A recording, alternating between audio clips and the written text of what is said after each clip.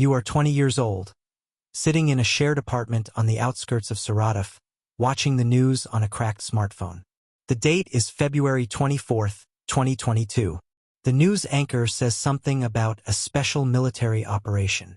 You do not know what that means. Your older brother, Dima, is a conscript in a motor rifle brigade near Belgorod. You try to call him. The line is dead. You try again. Dead. Your mother is crying in the kitchen. Your father, who drove a tank in Afghanistan in the 80s, sits at the table with a bottle of vodka and says nothing. 3 days later, a military courier arrives at your door. He hands you a letter. Dima is missing in action, presumed dead. No body, no details. Your mother collapses. Your father pours another drink. You take the letter, walk to the enlistment office and say, "I want to be a sniper." The recruiting officer, a fat major with a lazy eye, laughs. "You'll go where we send you, Ryadavoy." He stamps your papers. You are a private now. You have no training, no choice, and no idea what you have just agreed to. The train takes you to a training base in Ryazan. The barracks are cold, the food is gray, and the instructors are veterans of Donbass who look at you like you are already dead. You learn to strip and assemble an AK-74 in under 30 seconds. You learn to dig a foxhole in frozen ground. You learn to ignore the sound of artillery in the distance because the artillery is always in the distance, always practicing, always reminding you that the real thing is worse. You are issued a uniform that does not fit, boots that give you blisters, and a rifle that was manufactured before you were born. The other recruits are boys from villages and small towns, men in their 30s pulled from factories, a few contract soldiers who volunteered for the money. No one talks about Ukraine. No one talks about the war. Everyone talks about survival.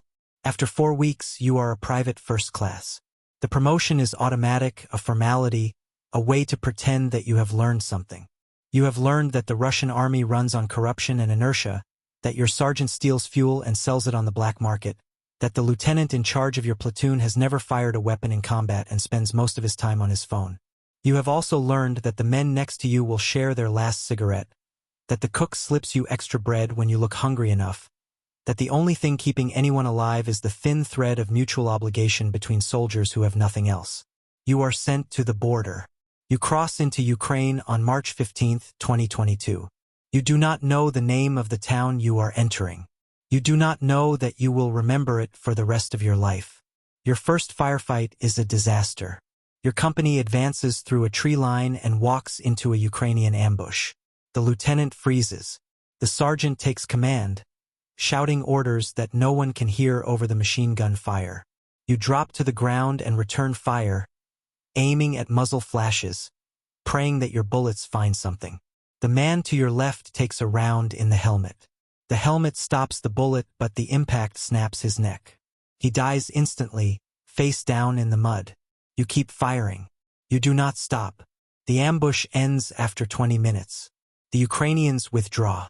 You have lost 4 men. You have killed no one that you know of. The lieutenant is relieved of command and replaced by a captain who arrives the next day in a cloud of arrogance and cheap cologne.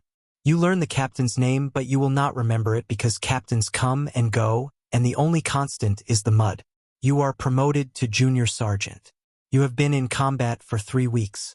The promotion comes because your squad leader is dead and someone has to lead the squad. You are 20 years old. You are responsible for 11 men.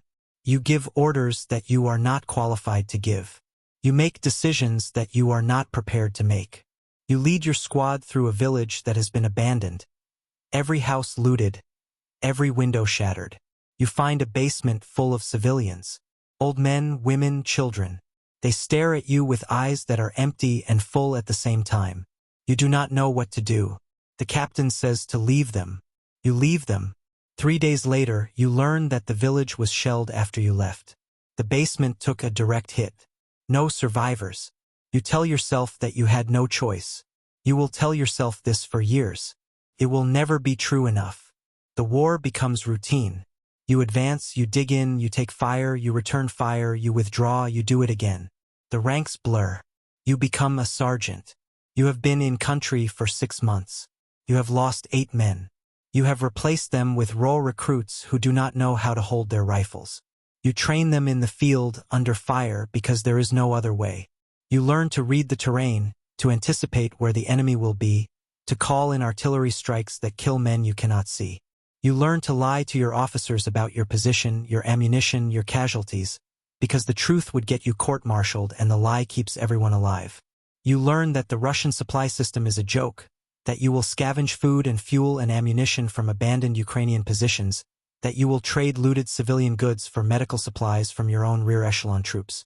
You learn to hate the officers who sit in command posts 50 kilometers behind the line and tell you to advance into machine gun nests because the political officer needs a victory for the evening report.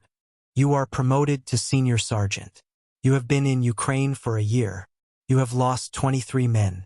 You have stopped learning their names because learning their names makes their deaths harder. You are given a platoon, 38 men. Most of them are convicts recruited from prisons, promise pardons if they survive 6 months. They are rapists and murderers and thieves, and they are your men now. You teach them to shoot. You teach them to dig.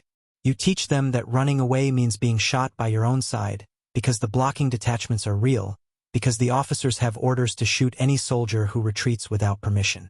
The convicts learn fast. They have nothing to lose except their lives. You lead them on an assault against a Ukrainian trench line. The fighting is hand to hand. You kill a man with your entrenching tool. You do not remember his face. You remember the sound his skull made when the metal hit it. That sound will stay with you forever. You are promoted to starshina. The rank is not quite sergeant, not quite officer. You are the company first sergeant, responsible for discipline, supply, and the day-to-day survival of 120 men. You are 22 years old. You have been promoted because everyone above you is dead or wounded or rotated home.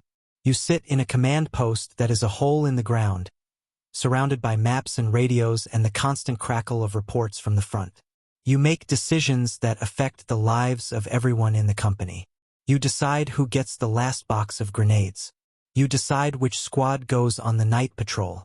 You decide when to request a medical evacuation and when to let a man die because calling in a helicopter would put the entire position at risk. You make these decisions and you live with them and you do not sleep because sleeping means dreaming and dreaming means the faces come back. You are offered a commission. The army needs officers. You have experience. You have survived. You say yes because saying no means staying a sergeant forever, means never having the power to change anything, means watching more men die under incompetent lieutenants who have never seen combat. You are sent to a 3-week officer course in Rostov. The course is a joke. You learn politics, not tactics. You learn that loyalty matters more than competence. You learn that criticizing the war is treason and that questioning orders is weakness. You graduate. You are given the rank of junior lieutenant. You are an officer now. You command a platoon. The men under you are sergeants who have been fighting for 2 years. They know more than you. You listen to them. You learn from them. You pretend that you are in charge while knowing that they are the ones who keep you alive. The war enters its 3rd year. You are a lieutenant. You have been promoted because the casualties among officers are catastrophic, because every month a new batch of lieutenants arrives and half of them are dead within 6 weeks. You have learned to spot a minefield by the pattern of disturbed earth. You have learned to call in artillery with a grid coordinate and a prayer. You have learned that the drones are the real enemy, that the Ukrainian FPV operators can see you from kilometers away, that the buzzing sound means you have 30 seconds to live. You lose a squad to a drone strike. 7 men. You watch the video later, captured from the Ukrainian feed, your men running and falling and running and falling. You do not watch it again. You cannot forget it. You are promoted to senior lieutenant. You are a company commander. 150 men. You have been in combat for 30 months. You have been wounded twice, concussed 3 times, decorated with medals that mean nothing because the men who awarded them have never been under fire. You command your company through an offensive in the Donbass. The fighting is brutal. You lose 30% of your men in the first week. You request reinforcements. They send you 12 conscripts who have never fired a rifle. You train them in 48 hours and send them to the line. 4 of them die on their first patrol. You write letters to their mothers. You have written hundreds of letters. The words have become automatic. He died a hero. He did not suffer. We are proud of him. Lies. All lies. But the truth would destroy the families, and the families are the only thing keeping the war machine running. You are promoted to captain. You are 24 years old. You have gray hair at your temples and a tremor in your left hand that comes and goes without warning. You are given a battalion. For 100 men. You are responsible for a sector of the front that stretches for 6 kilometers. You attend briefings with colonels and generals who talk about operational objectives and force ratios and the importance of maintaining the initiative. You listen and you nod and you think about the men in the trenches, the men who will die because some general in Moscow needs a victory for the evening news. You learn to play the game. You learn to inflate your casualty reports because if you report the true numbers, they will accuse you of defeatism. You learn to hide your supply shortages because if you admit that you have no artillery shells, they will replace you with someone who lies better. You learn that the war is not about winning. The war is about surviving. Surviving the enemy. Surviving your own commanders. Surviving yourself. You are promoted to major. The promotion comes with a desk. You are transferred to a headquarters in Belgorod, behind the border, away from the front. You are 30 years old. You have spent 5 years in Ukraine. You have lost count of the men you have killed, the men you have lost, the men you have failed to save. You sit in a room with a computer and a telephone and you plan operations that other men will execute. You look at satellite images of trenches and bunkers and artillery positions. You calculate the probability of success. You send orders that will result in the deaths of soldiers whose faces you will never see. You tell yourself that this is strategy, that this is necessary, that the war will end and someone has to make the hard decisions. You do not believe yourself.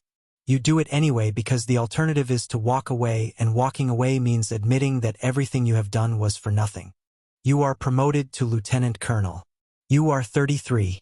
You have been in the army for 13 years. You have seen things that cannot be unseen. You have done things that cannot be undone. You attend a briefing in Moscow, in a building with marble floors and chandeliers and portraits of the president. The generals talk about the new offensive. They talk about mobilization, about reserves, about the need to break the enemy's will. They do not talk about the men. They never talk about the men. You sit in your chair and you think about the first man you killed, the one with the entrenching tool, the sound of his skull. You think about the basement full of civilians. You think about the letters you wrote to mothers who will never know the truth. You think about the boy from Saratov who watched the news on a cracked smartphone and decided to become a soldier. That boy is dead. You killed him slowly, one decision at a time. You are a colonel now. You are 36. You command a brigade. 2,000 men. You are responsible for everything: training, supply, morale, tactics, strategy, the lives of every soldier under your command. You have learned that power is not freedom. Power is a cage. Every decision you make is constrained by politics, by resources, by orders from above that you cannot question. You have learned to smile at generals who have never heard a bullet pass their heads. You have learned to salute officers who are corrupt and incompetent and protected by connections you will never have. You have learned that the Russian army is not a military organization. It is a machine for turning men into statistics, and you are part of that machine. You have always been part of that machine. From the moment you signed the papers in Saratov, from the moment you stepped off the train in Ryazan, from the moment you fired your rifle into the tree line and watched a man fall. The war continues. There is no end. There is only the next offensive, the next defensive line, the next rotation, the next casualty report. You sit in your command post, surrounded by maps and radios and the constant hum of generators. Your phone buzzes. A message from your mother. Are you safe? You do not answer. You have not answered in years because you do not know what safe means anymore. You look at the map. You see the names of villages you have taken and lost and taken again. You see the names of men who died in those villages. You see the name of your brother, Dima, missing in action, presumed dead, no body, no details. You wonder if he is still out there somewhere, in a trench or a prison or a mass grave. You wonder if you will end up the same way. You wonder if it matters. You are a general. Not yet. Maybe someday. Maybe not. The ranks above you are reserved for men with connections, with money, with the willingness to do things that even you cannot stomach. You have risen as far as talent and survival can take you. You are a colonel in the Russian army. You have medals on your chest and a pistol on your hip and 1,000 ghosts in your head. You look at the map and you give the order. Advance. The words leave your mouth. They travel through the radio, through the chain of command, through the frozen air to the men in the trenches. They will advance. Some of them will die. You will write letters to their mothers. You will lie about how they died. You will drink vodka in the evening and stare at the wall and wait for the next order, the next advance, the next set of letters. The war is not over. The war will never be over. Not for you. You are every rank from private to colonel, every age from 20 to 36, every man who ever picked up a rifle and walked into the mud. You are the Russian army, and you are still fighting.